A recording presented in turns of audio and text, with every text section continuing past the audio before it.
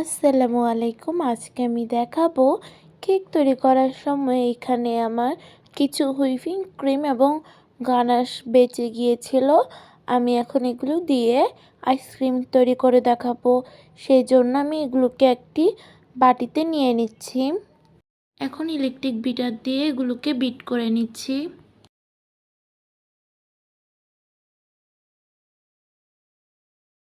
এখন সাইড থেকে ক্রিমগুলোকে মাঝখানে নিয়ে আসবো। এখন আবার বিট করে নিচ্ছি। 1 চামচ কোকো পাউডার দিয়ে দিচ্ছি। 1/4 টিস্পুন চকলেট ইমানশন দিয়ে দিচ্ছি। এখন সব কিছুকে একসঙ্গে বিট করে নিচ্ছি।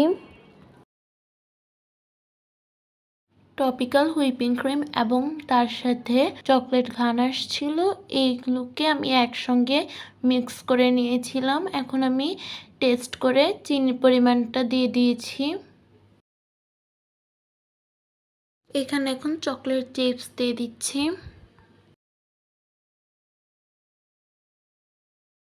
এখন আইসক্রিমের ক্রিমটি তৈরি হয়ে গিয়েছে।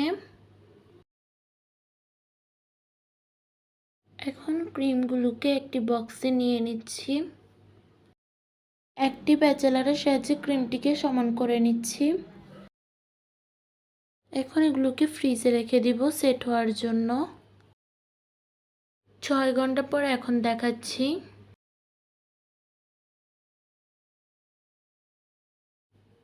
এখানে আমি রেডিমেড কোন ওয়েফারও নিয়ে নিয়েছি।